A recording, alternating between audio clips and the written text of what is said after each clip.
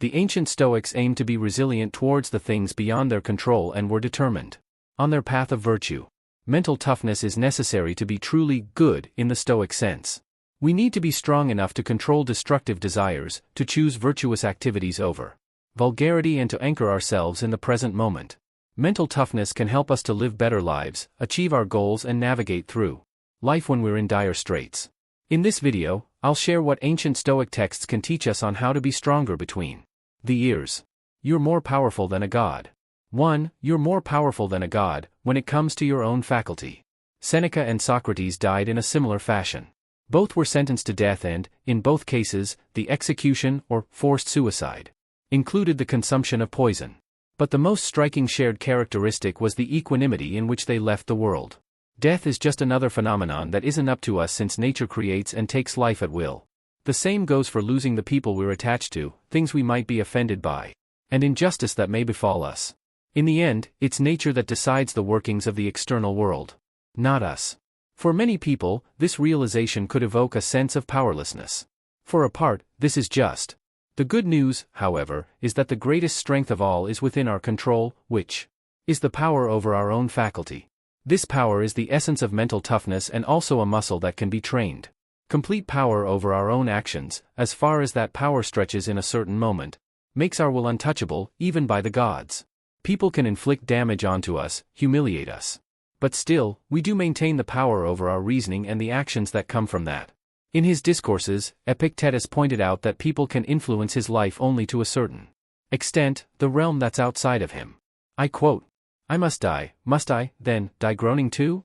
I must be fettered, and wailing too? I must go into exile. Does anyone, then, keep me from going with a smile and cheerful and serene? Tell your secrets. I say not a word, for this is under my control. But I will fetter you. What is that you say, man? Fetter me? My leg you will fetter, but my moral purpose not even Zeus himself has power to overcome." End quote.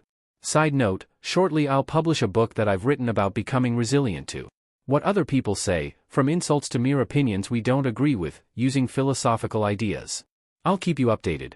Laziness and procrastination are unnatural. 2. Laziness and procrastination are unnatural. As human beings, we've never been so comfortable. But too much comfort can lead to stagnation and even the deterioration of the human spirit, as observed by Marcus Aurelius, once emperor of the world's most powerful empire. Now, the following may not be for everyone since it's heavily based on Stoic beliefs about nature. I've made a separate video about this if you're interested. The Stoics aim for living in accordance with nature. And our human nature has set limits, that vary per person, to how much sleep we need, how much food we need, how much movement we need, etc., in order to function properly. Most people that spend days on the couch watching Netflix with a bucket of ice cream do this. Probably, because it feels nice and comfy. But according to Marcus Aurelius, this is not the natural way of living for a human being and, therefore, it's wrong. I quote, "So you were born to feel nice? Instead of doing things and experiencing them? Don't you see the plants, the birds, the ants and spiders and bees going about their individual tasks, putting the world in order, as best they can? And you're not willing to do your job as a human being? Why aren't you running to do what your nature demands?" End quote. According to the Stoics, you don't love yourself enough if you're lazy, because if you did, you'd love your nature too. And it's your nature, they believe, this flame within, that shouts at you to make something out of your life in a virtuous manner. An antidote for laziness is the cultivation of courage, a Stoic type of virtue that can be subdivided into endurance, confidence, high-mindedness, cheerfulness, and industriousness. These states are part of the eudaimonic experience, that can be loosely translated as flourishing, or the Stoic concept of happiness. So, considering that laziness and procrastination are unnatural and that we're born to play a part in the whole, or to be concerned with putting the world in order, as Marcus states, can be a huge mental boost. Simply put, we do feel our best when we flourish. We do not feel our best when we're lazy and stagnant. Contentment breeds mental stability. 3. Contentment breeds mental stability.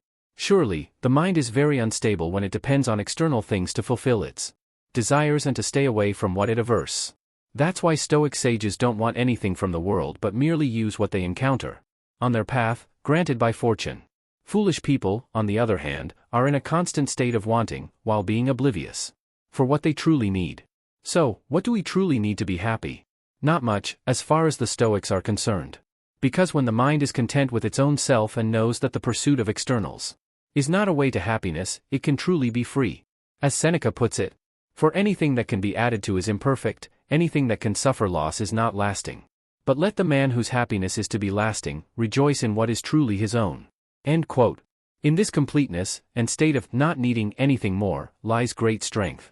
From the perspective of our modern times, it's the strength of not being encumbered with social expectations and peer pressure in regards to consumerism. It will also make one resilient towards the ups and downs of life on the roller coaster of constantly changing circumstances, equipped with a healthy detachment.